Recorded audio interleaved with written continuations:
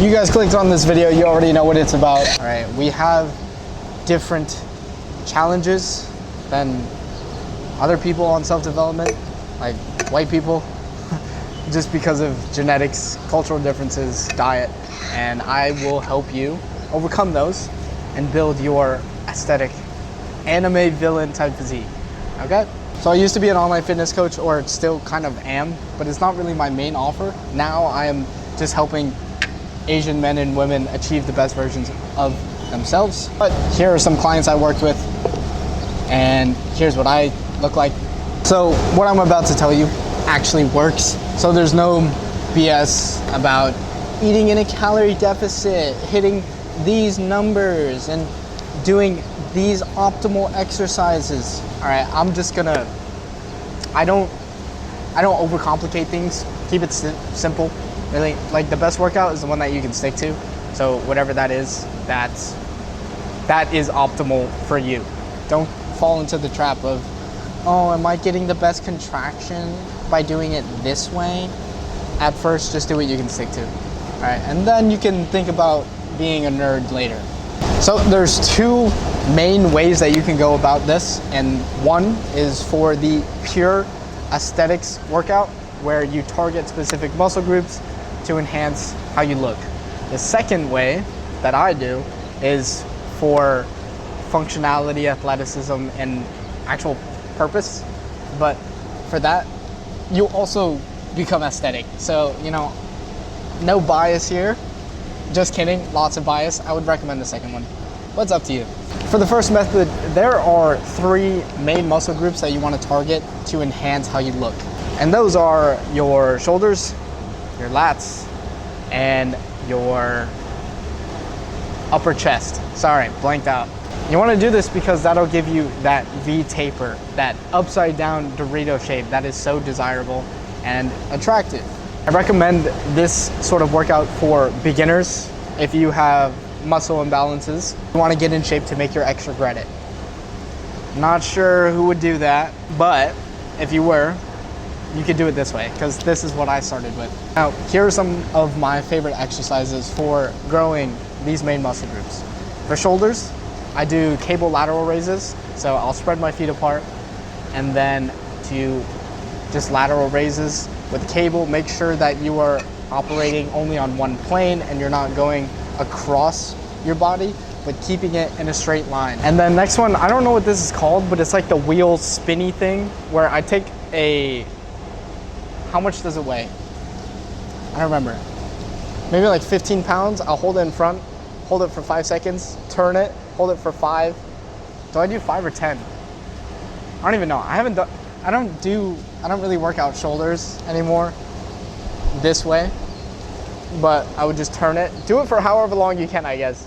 Turn it, and then I would reduce the weight and hold a different plate, maybe 10 or 5 pounds this time, turn it, and then I would just lift it up and down like this. This will help target the, what part of your shoulder is this? I don't know, the front part. I forgot, sorry. All right, and then for upper chest, I stand by incline movements. So incline dumbbell press or incline Smith machine. Incline Smith machine will give you an amazing stretch if you set it up correctly. The problem is it takes forever to set up and line it up perfectly, which is annoying. And then the last one is cable flies. I absolutely love cable flies. Okay, and then for your back, this isn't a weight workout, but I had to include it because it's just so good. Pull-ups, right? You need to be able to pull your own body weight. I don't care if you're just going for aesthetics. Also, pull-ups will give you an aesthetic back, crazy aesthetic back. So just do pull-ups. Next one is barbell rows. I do this at a squat rack. So I do bent over rows, and I'll put a plate underneath me, elevate my feet, and I will hinge at the hips and then just go straight back. These will give you crazy rear delts, and it'll help activate other muscle groups in your back because it is a compound movement, but it is absolutely fantastic. And then another one that I started doing recently is shrugs, but not the way that it targets directly your neck, the way that I kind of roll my shoulders back and then have them apart. and then kind of squeeze them together a bit while also doing shrugs. It works out your neck as well, but it targets your upper back, and the upper back, I noticed mine became a lot more developed when I did this exercise, and it looks sick. Okay, and that's for the pure aesthetic route. Now, if you're an athlete or you just want to do cool shit like this, and here's the other route. This is for more advanced lifters, by the way. It's a hybrid training style where it's mostly compound movements because I do a lot of sports. So a lot of my weight sessions are sport specific to enhance my athleticism and performance in that sport. For example, if I want to increase my vertical jump, I'll do plyos for basketball. If I want to increase my leg strength for ice hockey, I'll do large compound leg movements like deadlift, squats, and other variations of the squat. And then for Muay Thai, I'll do like isometrics, flexibility, and mobility, strength training, and stuff like that. But we don't need to make it super complicated, like all that stuff. If you're just training for one functionality, but also aesthetics, but not necessarily all these different sports, here's the answer. Get into calisthenics. Calisthenics have been so good for me. Calisthenics also just uses your body weight, so you can work out from home. You don't have to waste time going to the gym. You can do it from home. But here's a beginner split that I would recommend. So I would follow push-pull legs, and I would only work out 3 times a week. That's right, 3 times a week. I know you're freaking out. You're like, what? I'm probably missing gains if I'm not working out 5 or 6 times a week. Shut up. Body will feel like you got hit by a truck after every session that you do, if you do it correctly, okay? Calisthenics hurts so much when you are first starting. So you need to give yourself optimal time to recover from those intense workouts. So I recommend Monday push, Wednesday pull, Friday legs, and then all the other days are recovery. Or you could do active recovery, doing sports, or other things, I don't know, whatever you want to do. Here's how your push workout would look like. First, I would start with warming up with handstands, and then go into handstand push-ups. If you can't do handstand push-ups or handstand, do progressions, such as handstand on a wall. You can do a handstand push-up on a wall, or you can do pike push-up, because it's training you for the handstand push-up. And then you could do planche, but I can't even do planche, so I just do planche training where I do tuck holds, and these absolutely kill your shoulders.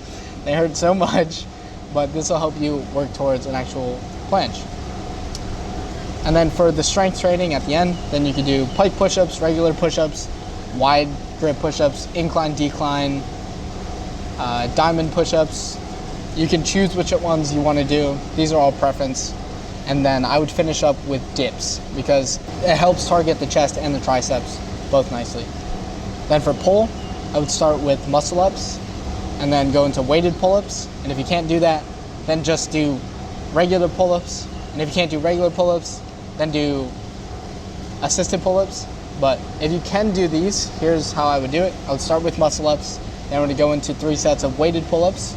Then I would do archer pull-ups, and then tucked rows, and then finish off with chin-ups. So getting that bicep activation. So you're gonna target a different muscle group for your arms, because on Monday you did triceps, so now you're gonna do bicep, and just doing chin-up for bicep is enough. I don't really work out my arms that much. And then for legs, I just do a regular weighted split. But I focus on a lot of the compound movements. So squats, deadlifts, hamstring curl, quad extension, and calf raises. Boom, easy. And now you have your workout routine and you're on your way to getting an aesthetic physique as an Asian guy. And then lastly, just be mindful of your diet. Okay, eat as clean as possible. I know it's tough because you're a fat fuck. Sorry. Because you like fast food and you like all these highly processed food. Okay, just try and reduce them, not cut them out, because I know that's difficult. So just try and reduce them. Be mindful of what you're putting in your body. You cannot outwork a bad diet. Okay, keep that in mind. So no matter how hard you train, if your diet sucks, you won't make any progress. I would start by reducing your processed food intake, reducing how much added sugar you have throughout the day, and reducing your carbs as well, and just increasing your protein intake. That's a very basic and good approach to take when you're first starting out for your diet. And I am starting a self-development school community, and it's specifically for Asian people. It's actually only for Asian people, really, for Asian guys and girls. So if you're interested in joining that, you can apply for the wait list down below. All right, I'll see you.